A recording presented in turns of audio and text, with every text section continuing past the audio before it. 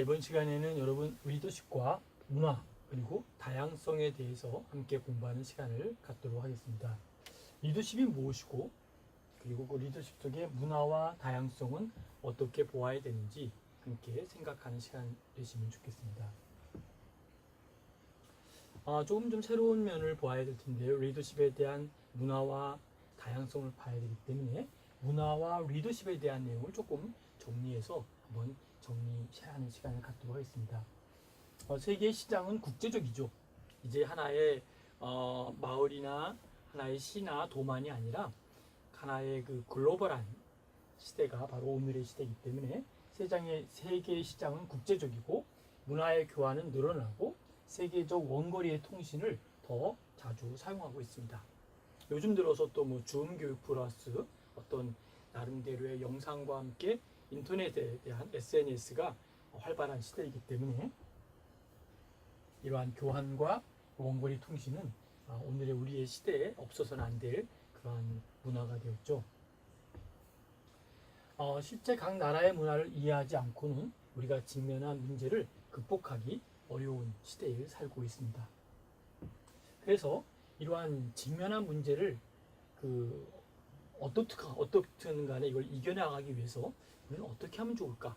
이것이 이제 오늘 우리가 생각할 하나의 과제 중에 하나입니다. 먼저 그런 의미에서 직면한 문제를 극복하기 위해서 이 어려워지고 있는 이 시대에 먼저 우리가 생각할 것은 조직의 문화는 뭐냐라고 하는 걸 한번 먼저 보겠습니다.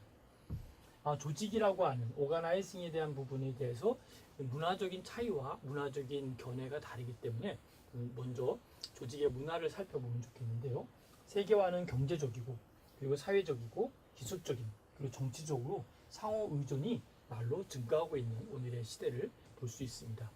이제 한 나라의 정치가 그 나라에만 국한되는 게 아니라 이웃의 나라와 글로벌한 국제적인 사회 속에서 경제와 사회와 기술과 정치 모두가 융합되고 복합되어 있는 오늘의 시대를 우리는 목도하고 있습니다.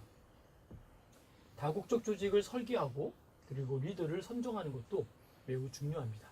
오늘의 우리의 하나의 상품이 오늘 여기에서만 끝나는 게 아니라 그 다음에 한 지역에서만 끝나는 게 아니라 그걸 뛰어넘는 또 다른 세계를 우리를 바라보고 있고 그러한 리더를 선정하는 것이 무엇보다 중요한 하나의 포인트가 될 수 있다라고 하는 것이죠. 그래서 국제적 리더들이 나름대로 5가지의 문화 횡단에 관한 능력이 있어야 된다라고 하는 것이죠. 그래서 그러한 여러 가지들에 대한 문화들을 우리는 어떻게 정리할 것인지 먼저 살펴보면 좋겠습니다. 그래서 먼저 어떤 것이 필요하나라고 봤더니 세계적인 정치와 문화 환경을 이해하는 것이 필요하다는 것이죠.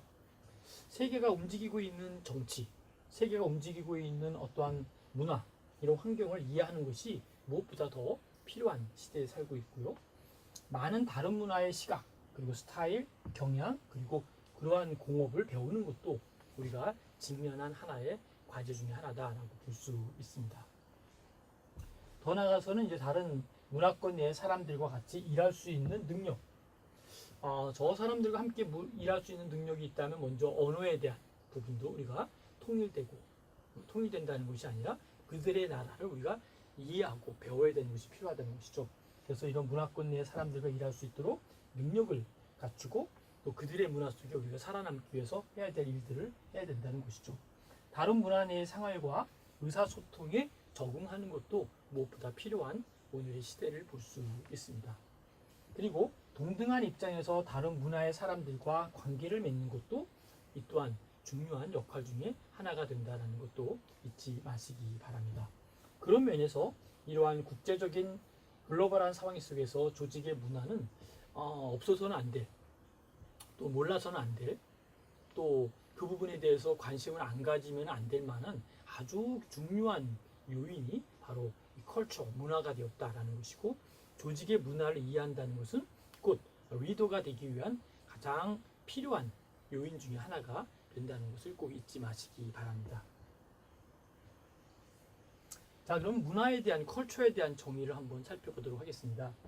문화라는 것은 뭘까요? 일련의 가치관, 밸류에 대한 부분이죠. 가치관과 함께 가정과 이해, 조직의 구성원들의 공유하는 사고방식, 그러니까 조직원들이 서로 공유하는 어떠한 사고방식이 있는데 그것만이 아니라 새로 입사하는 구성원들에게 옳은 것을 가르치는 것, 참 되게 문화의 정의를 조금 추상적이면서도 상당히 어려운 정의이기도 합니다. 그래서 문화를 이해한다라고 하는 것은 그냥 문화를 보고 생각하는 것만이 아니라 그 속에 깊이 그 일련의 가치관도 알아야 되겠고 그들의 가정과 이해와 조직의 구성원들을 공유하는 사고방식, 그리고 새로 이제 조직에 들어오는 사람들에 대한 옳은 것을 가르치는 것이 바로 문화의 정의다라고 정의를 하고 있습니다. 그러면 문화를 조금 더 그림으로 본다면은 이런 국가의 문화가 있고, 국가 문화 속에 보니까 민족 문화와 집단 문화가 있고, 그리고 이 조직의 문화가 또 들어가 있다는 거죠. 그러니까 조직의 문화는 뭘까요? 이 국가의 문화 속의 한 일부분이지만 또는 민족과 이런 집단 문화 속에 또 하나의 한 부류 속에 하나 세분화된 그러한 하나의 세분화된 조직들이 모여서 하나의 민족의 문화와 집단의 문화가 되고, 그 문화가 꼭 국가의 문화로 이렇게 확장되고 파생된다라고 하는 것을 기억하시기 바랍니다. 문화의 중요성이 왜 필요하냐라고 할 때는 첫 번째는 내부의 통합 때문에 문화가 필요하다라고 하는 것이죠. 자, 그렇다면 우리는 이제 뭐 지금은 아니지만 오래전에는 우리는 단일 민족이라고 하는 민족 국가로서 살고 있었죠. 그러니까 내부 통합이 그렇게 어려운 부분은 없습니다만, 뭐 우리가 미국 같은 경우에 보면 얼마나 많은 다민족들이 모여서 한 유나이티드한 나라를 만들었습니까? 이런 연합된 나라를 만드는 그 속에 들어가 보면은 민족과 민족의 또한 문화가 있고, 민족의 문화 속에 또 집단의 문화가 있고, 그 안에 조직의 문화가 있고, 그러니까 이런 글로벌한 조직을 이끈다는 것은 상당히 어렵고 힘들고 그리고 난해한 하나 어려움이 바로 이러한 조직의 문화다라고 볼 수 있습니다. 그런 맥락에서 우리가 볼 수 있는 문화의 중요성 중에 내부 문화, 내부에 대한 통합된 부분, 그리고 이러한 내부 통합의 집단적인 일체감과 효과적인 그리고 업무를 수행할 수 있는 이런 부분들이 바로 매우 중요한 포인트를 차지하고 있다라고 볼 수 있습니다. 그래서 내부 통합이다라고 하는 것은 집단적인 일체감과 효과적으로 업무를 수행하는 그 입장에서 바로 이 부분을 우리가 이해하고 또 보아야 된다라는 것도 또 한 가지 생각해야 될 하나의 과제다라고 볼 수 있습니다. 외부에 적응해서 볼 때는 어떻게 목적을 충족하며 외부인들을 어떻게 다루는지를 결정하는 이 부분에서 외부의 적응이 필요한데요. 먼저 내부부터 다시 한번 정리해보면 집단적인 일체감, 효과적으로 업무를 수행한다라는 것은 뭘까요? 하나의 그룹이 만들어지고 그 안에 문화가 됐을 때 집단이 있는데, 집단이 A그룹, B그룹, C그룹이 있는데 이 집단이 서로 모여져 가지고 통합된 일체감의 힘을 발휘하기 위해서는 뭔가 그 안에서의 일체감이 있어야 된다는 거죠, 집단이. 근데 이 ABC 그룹이 서로 일체감이 없이 A는 A 스타일대로, B는 B대로, C는 C대로 일체감이 없이 분산돼 버린다면 그 파워는 분산되고 그 파워는 어떻게 보면 제대로 된 역할을 할 수 없게 된다는 것이죠. 그런 맥락에서 이 집단적인 일체감은 상당히 의미 있고 중요한 포인트를 자리 잡고 있다라고 하는 것이죠. 그래서 집단적 일체감과 효과적으로 업무를 수행할 수 있는 이러한 맥락에서 우리는 매우 중요한 포인트를 지금 자리 잡고 있다라고 하는 것을 이해하시기를 바랍니다. 그래야만이 효과적으로 업무를 수행하는데, 효과라고 하는 거는 우리가 알다시피 뭔가 결과를 나타내는 거거든요. 그러니까 우리가 예를 들어서 한 달을 일을 했어요. 일을 했는데 열심히 일을 했는데 아무런 효과가 없어요. 물론 일이라는 것이 뭐 한 달 일하고 곧바로 결과가 나오는 일도 있지만, 어떻게 보면 어떤 경우는 1년을 기다려야 되고 어떤 사업은 2년을 기다려야 되고 어떤 경우는 10년을 기다려야 되고, 지금은 열심히 투자했지만 그것을 곧바로 거둘 수 있는 그런 사업도 있지만 그렇지 않은 사업도 있다는 것이죠. 그런 맥락에서 집단적인 일체감과 효과적으로 업무를 수행하는 그러한 맥락에서는 우리가 또 다른 영향을 가져야 되고 의미를 가져야 된다라고 볼 수 있는 것이죠. 그런 면에서 이제 외부의 적응을 볼 때는 어떻게 목적을 충족하며 외부인들을 어떻게 다루는지 결정하는 이 부분도 매우 중요한 역할과 내용을 할 수 있다라고 하는 것이죠. 외부의 적용은 어떨까요? 목적을 충족하고 외부인들을 어떻게 다루는지를 결정하기 위해서는 사실은 이것이 그냥 간단한 내용 같지만 그 문화가 온다는 것은요, 문화를 이해하고 그들을 설득하고 그들을 우리의 문화 속에서 또 같이 살아갈 수 있는 방법을 제시하는 이런 모습들이 사실 그렇게 그렇게 쉬운 것만 아니라는 거죠. 굉장히 어렵고 굉장히 미묘한 그런 갈등이 생길 수도 있고 또 그것은 어떻게 보면은 법적인 문제가 될 수도 있고 상당히 뭐 법적인 문제와 사회적인 문제와 뭐 여러 가지가 복합적인 문제가 들어가 있는 부분이 바로 외부의 적응에 대한 문제일 수도 있다는 것이죠. 그래서 목적을 어떻게 충족하고 외부인들을 어떻게 다루는지 결정하는 이 부분이 무엇보다 중요하다는 것이죠.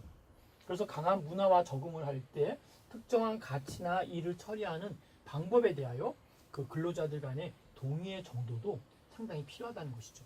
자, 정리를 해보겠습니다. 문화의 중요성은 내부의 통합을 위해다. 그 다음에 외부의 적응이 필요하다. 그 다음에 강한 문화와 적응을 위해서 바로 이러한 문화가 중요하다. 뭐 이 외에도 굉장히 많은 내용이 있습니다. 그러나 우리가 이제 문화를 생각할 때 문화는 그냥 단순히 그냥 문화를 이해하는 것만으로 끝나는 게 아니라 그 문화를 뛰어넘는 새로운 또 다른 문제가 있고 또 다른 세계가 있고 또 다른 작업이 있다는 것을 우리가 염두에 두고 보고 생각하고 결정하는 것이 무엇보다 중요하다라고 생각을 합니다.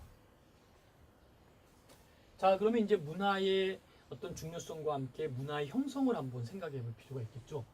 강하고 건전한 문화를 창조하기 위해서는 많은 뭐가 필요할까요? 기술을 사용해야 된다. 기술. 여기에 보면 강하고 건전한 문화라고 얘기를 했는데 예를 들어서 이제 뭐 이게 강하지가 않고 건전하지 않은 문화를 창조한다는 것은 뭐 바람직하지도 않고 또 별로 필요가 있는 것은 아니죠. 그런데 중요한 것은 문화를 생각할 때 강하고 건전한 문화를 창조한다. 이 여기에 우리 초점을 맞출 필요가 있다는 거죠.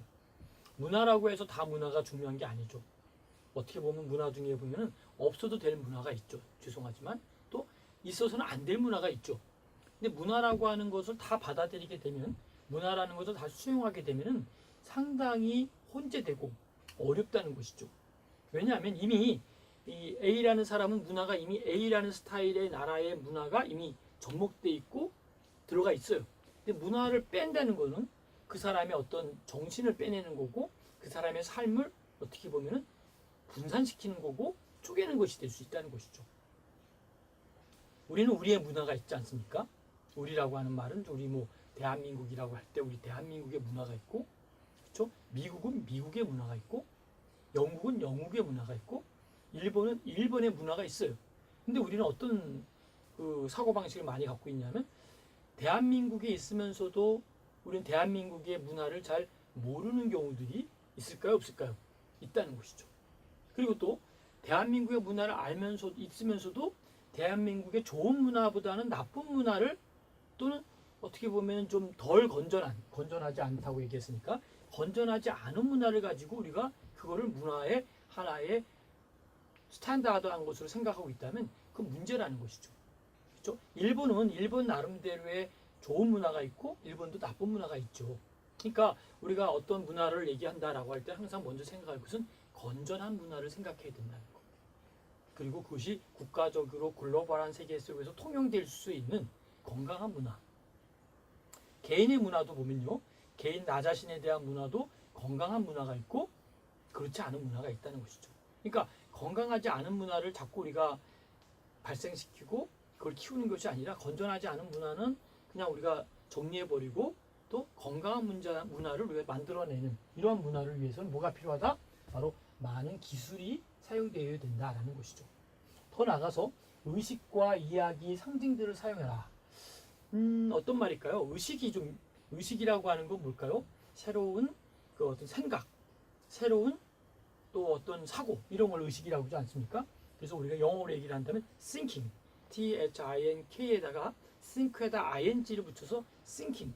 의식은 계속 움직여야 되고 의식은 계속 살아나야 되고 의식은 뭔가 액티브하게 나가야 되죠. 그래서 의식과 이야기와 상징들을 정리하고 너무나 이것을 사용해야 된다. 이야기도 사용해야 되고 심벌, 상징들도 사용하는 것이 매우 중요합니다. 예를 들어서 어떠한 조직에 보면요. 어떤 조직들 보면은 항상 조직원들이 뭔가 표시를 하고 다니는 경우가 많죠. 어떤 국가도 보면 어떤 국가는 자기 나라의 국가의 어떤 상징적인 그러한 어떠한 마크를 또는 그 국기를 여기 심벌에 대고 이렇게 다니는 경우들이 있죠. 그래서 나는 이런 나라의 사람이다. 또 어떤 회사 같은 경우는 자기 회사에 대한 마크를 심벌을 갖고 다니죠. 달고 다니기도 하고. 그리고 곳곳에 심벌을 곳곳에 놓고 우리 학교의 정신은 저거구나. 우리 회사의 정신은 저거구나. 우리 나라의 정신은 저거구나. 이 심벌이죠. 대한민국의 상징은 태극기죠.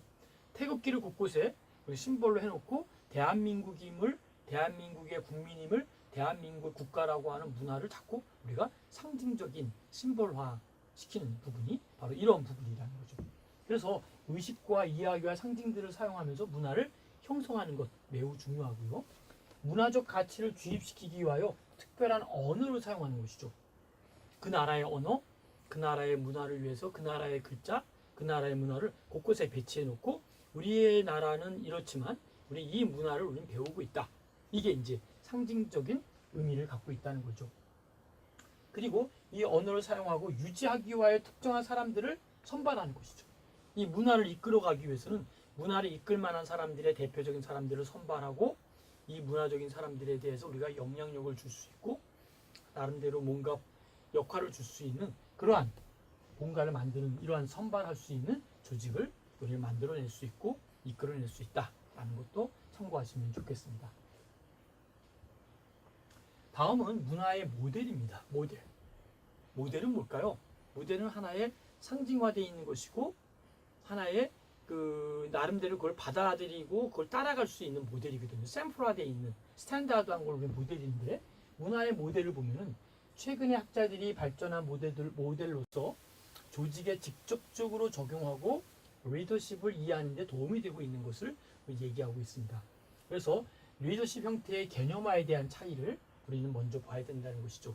리더십의 행태죠. 행태의 개념화에 대한 차이.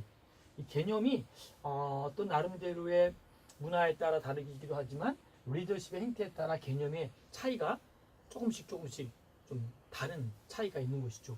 그리고 효과적인 리더십 행태에 대한 가치관의 차이가 또 있다는 것이죠. 세 번째는 각 나라의 리더십 행태의 패턴에 차이가 있다는 것이죠. 예를 들면 장례 문화를 한번 생각해 볼까요?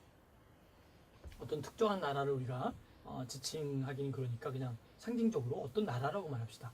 어떤 나라 같은 경우는 장례 문화가 참 다양하죠, 그죠?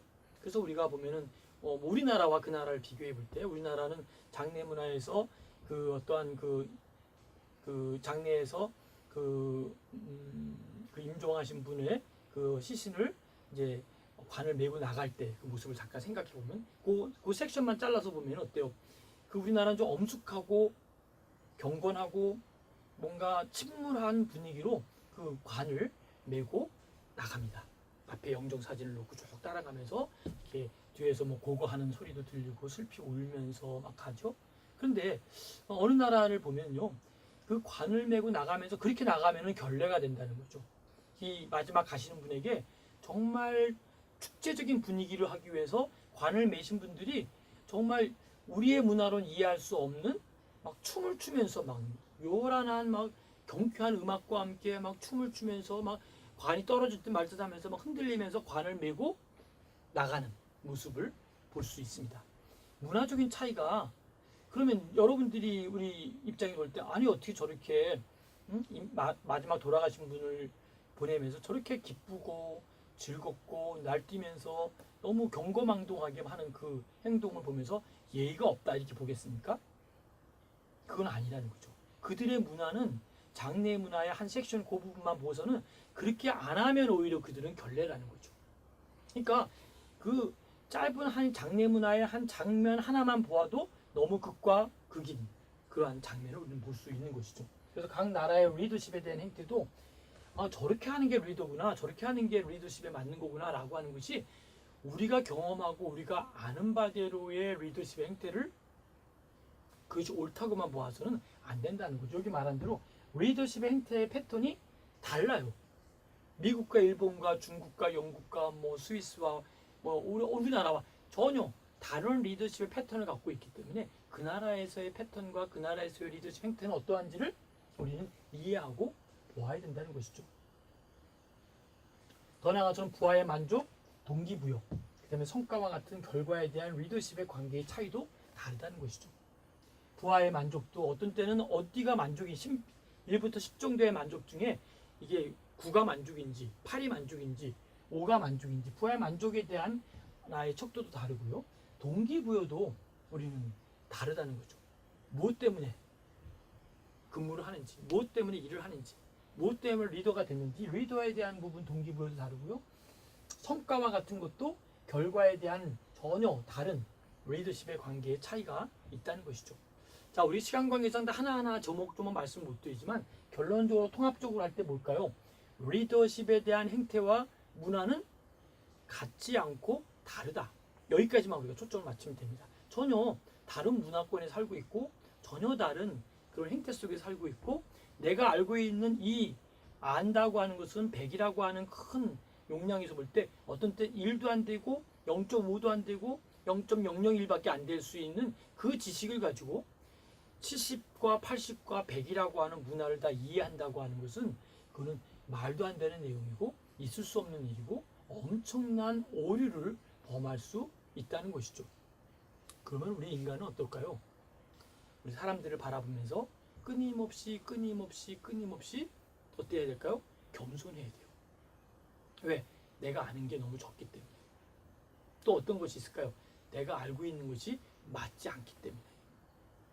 우리 대한민국에 있는 문화권에서도요, 그 부류가 얼마나 많습니까?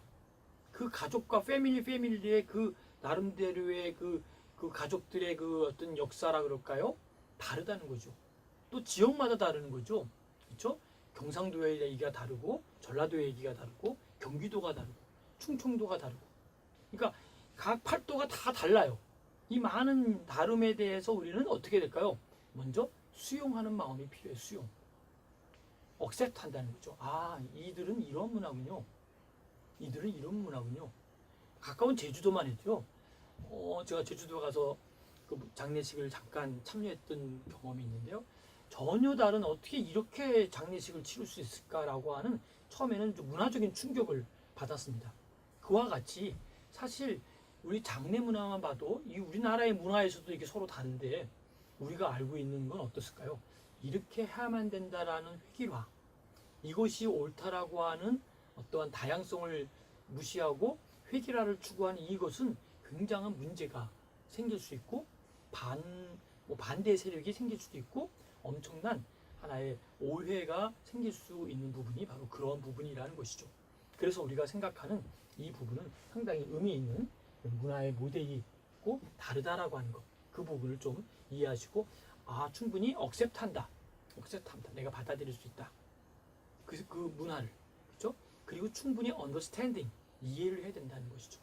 그러니까 accept와 understanding 이 두 단어를 물론 같이 혼합해서 생각하면 그들의 문화와 그들의 생각과 그들의 삶의 양식을 그대로 accept하면서 그대로 understanding하는 것, 의미가 있고 중요하다라고 하는 것을 이해하시면 좋겠습니다. 리더십 연구에 적합한 문화의 횡단적인 접근법인데요. 조금은 우리가 이제 좀 그 학문적인 영역으로 들어가 조금은 좀 새로운 문화의 차원을 보겠습니다. 문화의 그 디멘션이라고 하는 걸 봐야 텐데요. 이 문화의 차원 속에서 볼 때 나름대로 이 횡단적인 조직을 볼 때요. 평등이 있고 계층이 있고 사람과 과업이 있습니다. 여기에 이제 여러 가지 그 인큐베이터가 있고 패밀리가 있고 나름대로 여러 가지 이제 있죠, 그죠? 그러니까 이러한 그 평등 속에서도 이러한 개인지향적인 리더는 장애물을 제거하고 그다음에 개인의 성장에 초점을 두고 있는 반면에 또는 평등 속에서 사람은 패밀리로 볼 때는 권력지향적이면서 리더는 부모다라고 얘기를 하면서 이제 부모가 하나의 모델이 되면서 샘플이 되는 거죠. 그러면서 관계 형성에 초점을 두는 부분이 있다면 나름대로 가이드적인 입장에서 볼 때 뭘까요? 성과 지향적이고, 그죠? 그 다음에 뭔가 나름대로 리더가 선도한다라고 하는 뭔가 가이드라인 거니까 공동 목표의 달성에 초점을 둔다는 것이죠. 그 다음에 이제 타워 입장에서 볼 때는 어때요? 경직되고 단단하고 리더는 명확하고 합법적이고 합리적인 성과에 초점을 둔다. 그러니까 똑같은 리더십을 연구하면서 적합한 문화 횡단적인 접근을 해보니까 평등과 계층에 대한 입장에서도 사람과 과업을 입장에서 볼 때도 전혀 바라보는 시각이 다르다는 것이죠. 그렇죠? 이것이 분명히 지금 이제 네 섹션으로 나눴지만 18개로 나눌 수도 있고 16개로 나눌 수도 있지만 다 다양한, 그러니까 이런 문화 횡단적인 조직의 문화를 바라보면서도 이렇게도 볼 수 있고 또 저렇게도 볼 수 있고, 어떠한 그 사람 중심으로 과업 중심으로, 더 나아가서는 어떤 평등의 입장에서 보는 거하고 계층의 입장에서 보는 거하고 전혀 바라보는 시각이 다르다는 것이죠. 그러니까 우리가 어떤 사물을 바라보더라도 어때요?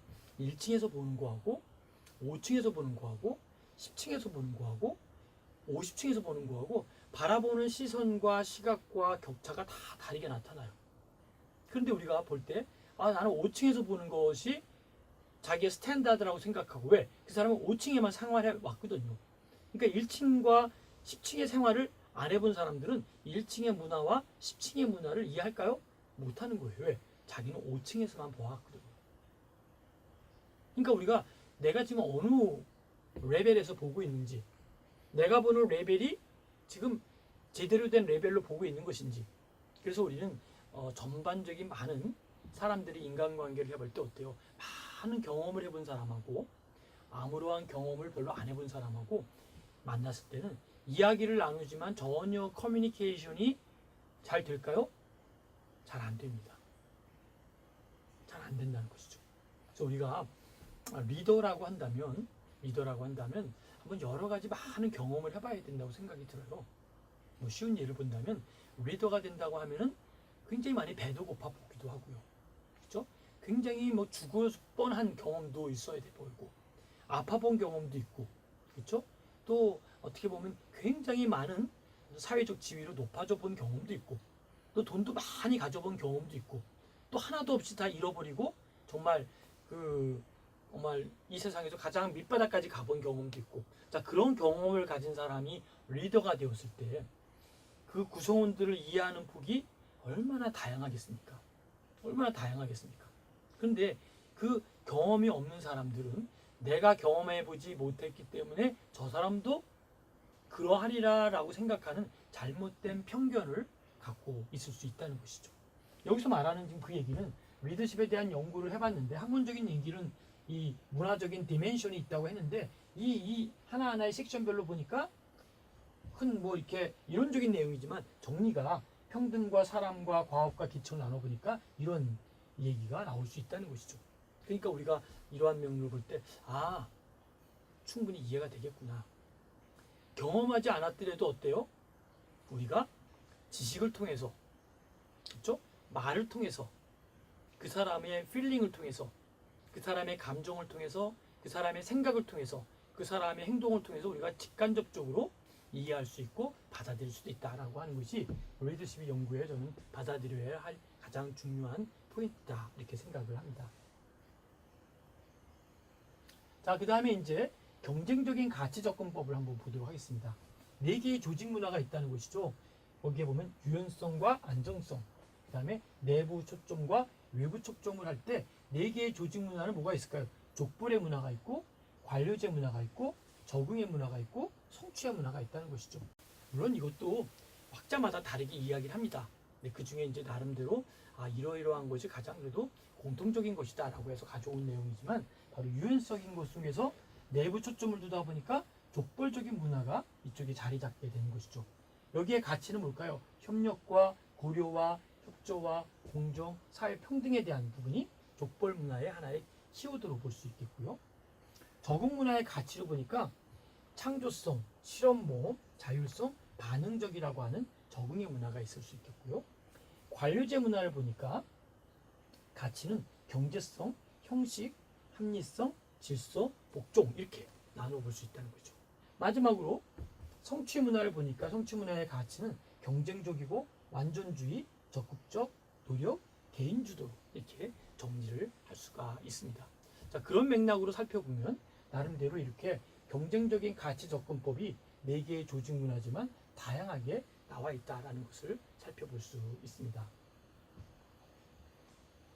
자, 긍정적인 리더십에 대한 속성이 있고요, 부정적인 리더십에 대한 속성이 있습니다. 여기에 있는 뭐 단어 하나하나를 다 우리가 설명할 수는 없겠죠. 그러나 이제 하나하나 몇 가지 좀 생각나는 것들만 좀 이렇게 좀 더 언급할 것들을 보면은 긍정적인 리더십의 속성들을 보면은 주로 첫 번째가 이 포지티브라고 하는 단어가 많이 들어가죠. 그래서 포지티브 모든 것들을 바라보면서 좀 긍정적인 메시지를 보는 거죠. 그래서 긍정적인 것 이런 것이다.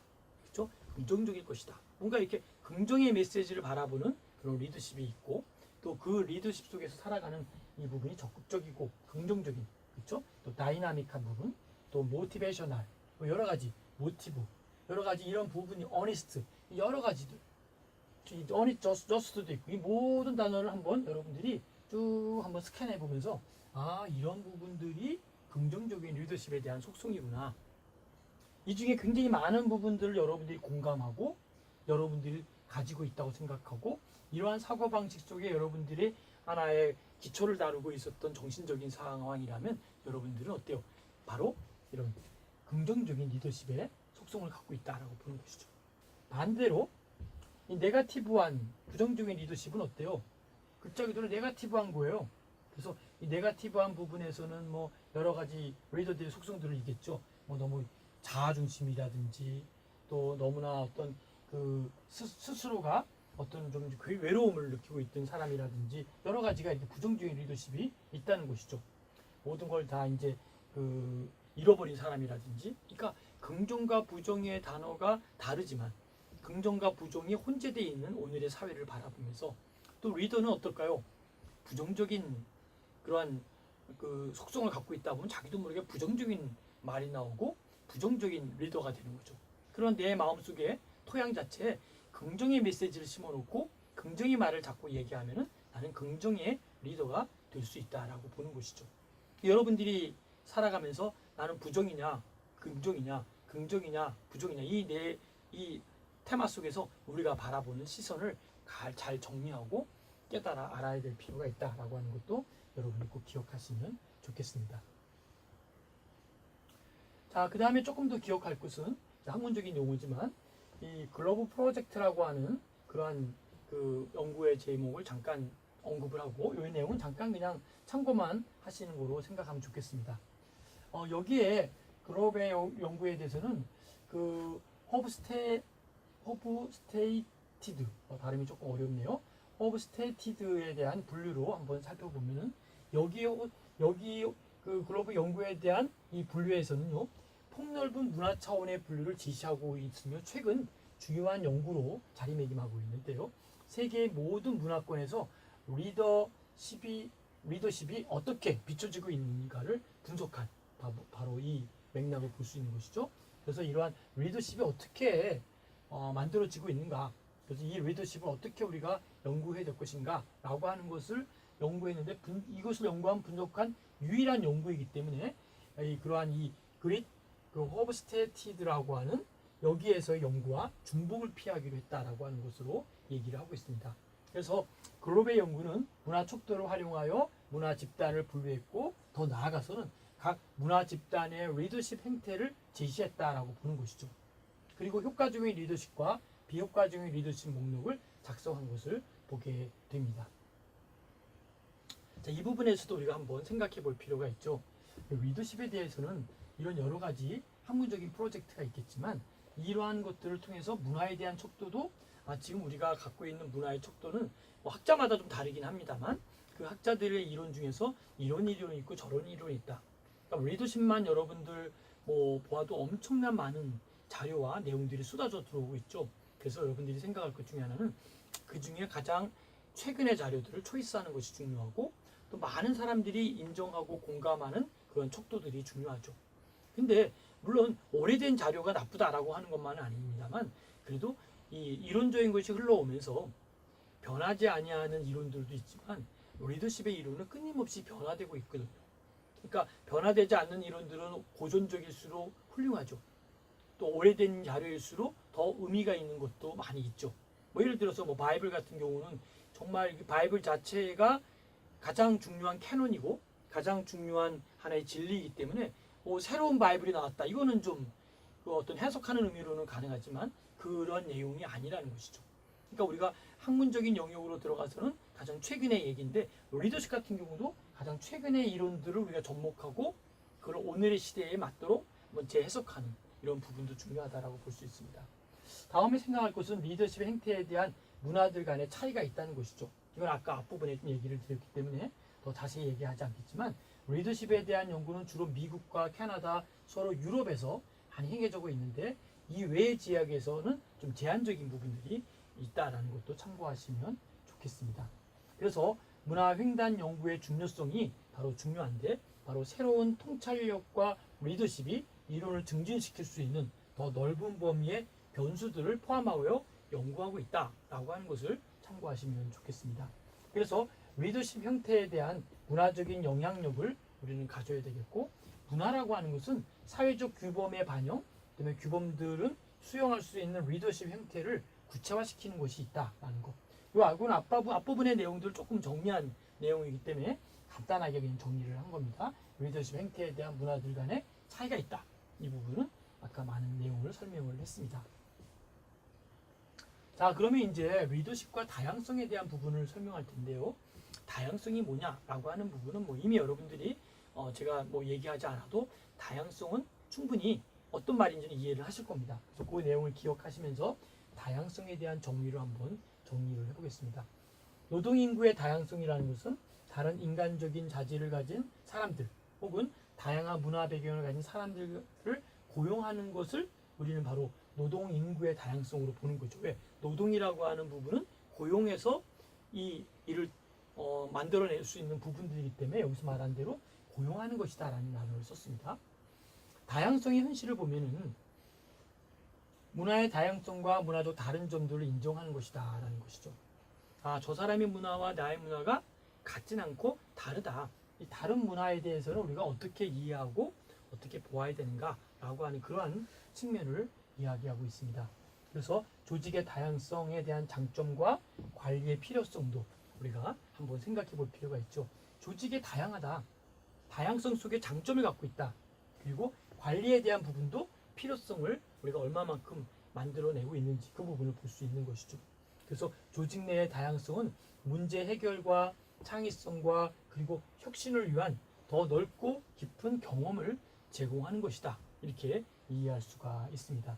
그래서 우리가 조직에 대한 부분, 그것을 다양성 속에서 어떻게 이것을 이끌어낼 것인지, 조직에 대한 것은 우리가 항상 부정만 볼 것도 아니고 긍정만 볼 것도 아니지만 가능하면 조직을 보면서 우리가 여기서 보는 다양성 속의 장점과 관리의 필요성은 뭐냐면 가능하면 장점을 좀 보자는 거죠. 조직이라고 하면 좀 너무 거대하면 개인을 보아도 그렇죠. 그 개인에게도 좋은 점이 있거든요. 근데 간혹 어떤 사람들은 그 개인과의 만남을 보면서도 그 사람의 단점만 뽑아내는 사람이 있어요. 그 사람의 잘못된 것만 뽑아내는 사람이 있다는 거죠. 근데 많은 사람들은 그래도 그 사람의 좋은 점을 본다는 것이죠. 사람마다 어떻게 다 완벽하겠습니까? 그러나 그 사람의 단점이 있을 수도 있고 장점이 있을 수도 있고 조직에도요 장점이 있기도 하고 단점이 있기도 합니다. 그래서 여러분들은 가능하면 조직을 보면서도 이 조직은 이러한 조직이 참 좋은 내용을 갖고 있구나. 자꾸 좋은 점을 바라보면요 그 사람은 좋은 문화를 형성하게 되고 좋은 습관을 갖게 되고 좋은 사람으로 좋은 쪽으로 이끌어갑니다. 그런데 자꾸 조직을 보면서도 이거는 나쁘고 이것도 나쁘고 왜 이렇게 했느냐라고 자꾸 이제 단점을 보기 시작하면요 그 사람은 항상 자꾸 나쁜 쪽으로 흘러가게 되는 거예요. 그런 사람들끼리 모이고 그런 사람들끼리 뭉치고 그런 사람들끼리 또 형성돼서 또 다른 문제 아닌 문제를 나타나는 경우를 보게 됩니다. 그래서 여러분들이 어떤 조직을 볼 때도 다양성 속의 장점을 좀 보는 것, 관리에 대한 매니지에 대한 부분도 함께 봐야 되겠습니다. 그래서 조직 내의 다양성은 문제 해결과 창의성 그리고 혁신을 위한 더 넓고 깊은 경험을 제공하는 것이 필요하다라는 것을 이해하시면 좋겠습니다. 조직 내의 다양성을 좀 보면서 그 문제를 보면서 이 창의성과 어떤 혁신을 준비하는 이러한 부분들을 가지고 우리가 어떻게 이 문화를 볼 것인지 또 어떻게 이 문화를 이해할 것인지 이 두 가지 채널을 함께 생각하면 좋겠다는 것이죠. 자, 장점과 관리에 대한 부분 꼭 기억하시기 바랍니다. 자, 그럼 다양성을 관리하는 지침을 한번 보도록 하겠습니다. 다양성에 대한 관용과 이해를 격려해야 된다. 차별과 편협성에 대한 도전을 봐야 된다. 먼저 하나씩 볼까요? 다양성에 대한 관용과 이해를 격려하기 위해서 다양성에 대한 이해를 당신 자신의 행태에서 본보기를 만들어야 된다는 것이죠. 다음은 개인의 차이를 존중해야 된다. 다음은 다른 가치들, 믿음과 전통의 이해를 증진하는 부분이 필요하다라고 볼 수 있겠고요. 그 다음에 팀과 조직을 위한 다양성의 이익을 설명하는 것이 필요하고요. 그 다음에 다양성의 관용을 증진하려는 다른 사람을 격려하고 지원하는 것이 또한 필요하다라고 보는 것이죠. 그래서 이러한 부분들을 여러분들이 하나씩 살펴보면서 다양성에 대한 관용과 이해의 격려는 어떤 것이었는지, 또 이런 부분들을 우리는 무엇을 어떻게 해야 될 것인지 이것을 살펴보는 필요가 있습니다. 다음에 차별과 편협성에 대한 도전은 뭘까요? 차별이라는 말과 편협성이라는 말은 우리가 조금은 상관성이 있죠. 사람을 설명하기 위하여 고정관념을 사용하지 말아야 된다는 거죠. 이 사람은 이런 사람이야. 뭐 쉽게 얘기하면 어느 나라의 사람은 이러한 사람들일 거야. 이런 부분들, 그렇죠? 또 어느 지역의 사람들은 이러한 사람들일 거야라고 하는 이 선입관, 이 고정관념을 사용하지 말아야 된다는 것이죠. 다음은 여성 혹은 소수민족을 위한 편견을 가진 가치관과 역할 기대를 조사하라. 다시 말하면 여성이나 소수민족에 대한 편견, 이것도 잘못된 것이다라는 것이죠. 또 편견을 가지고 비평하는 사람에 도전하라. 편견을 가지고 자꾸 보는 사람에게 이건 아니지 않냐, 왜 편견하느냐, 그 사람과 맞서서 같이 도전하는 부분을 가져야 된다는 것이죠. 여기 보니까 차별과 편협성에 대한 도전이기 때문에. 그리고 이제 여기 말한 대로 가치관 기대를 조사하라. 왜냐하면 왜 여성과 소수민족을 이렇게 차별하느냐라고 하는 것에 조사하라고 하는 것은 도전에 대한 얘기를 하는 것이죠. 그리고 편견에 근거한 불공정한 대우를 반대하는 항의를 표출하라. 이건 잘못되지 않았느냐라고 하는 것을 우리가 정확하게 목도하고 지시하라는 것이죠. 그리고 편견 여성 혹은 소수민족을 괴롭히는 것을 위하여 징계 조치를 취하라. 이 부분을 통해서 우리가 차별과 편협성에 대한 도전을 우리가 가져야 된다는 거로 여기 리더십에 대한 다양성을 관리하는 지침을 설명하고 있습니다. 정리해 보겠습니다. 다양성에 관련된 관용과 이해를 격려하는 것이고, 차별과 편협성에 대해서는 도전하라는 것이죠. 그러니까 포용할 건 포용하고 이해하고 격려하면서도 잘못된 것에 대해서는 잘못된 것을 지적하고 도전해서 개선해 나가고 수정해 나가자라고 하는 걸로 이해하시면 되겠습니다. 그래서 차별이나 보상에 대한 편견을 조사하는 구조적인 방법도 가져야 되는데, 그건 어떤 것이냐면 다양성 문제를 포함하는 평가 기준을 가져야겠죠. 그러니까 척도를 만들어 가지고 어떻게 생각하느냐, 어떻게 생각한다, 이렇게 생각한다, 쭉 척도를 만들어서 포함하는 평가 기준을 10만점에 7 이상이면 편견이다, 차별이다, 이렇게 얘기를 하는 것이죠. 차별과 편협을 조사하기 위하여 자문위원회를 구성해서 함께 이 문제를 토의하고 논의하는 것도 필요한 부분이다라고 볼 수 있죠. 해결책을 강구하는 것도 필요합니다. 그래서 나름대로 이 체계적으로 그 진전되는 상황들을 어때요? 체계적으로 감시하는 측정표를 갖는 것도 필요하고, 또 근로자들이 차별과 편협을 보고하게 하고 쉽게 만드는 나름대로 직통 전화 및 또 다른 방법을 통해서 우리가 차별받고 있습니다, 우리가 차별당하고 있습니다 라고 하는 것을 수시로 체크하는 것도 매우 중요한 포인트가 된다라고 볼 수 있습니다. 자, 여기까지가 여러분 다양성 속에서의 문화들 함께 공부했습니다. 끝까지 여러분 공부하시느라고 수고하셨고요.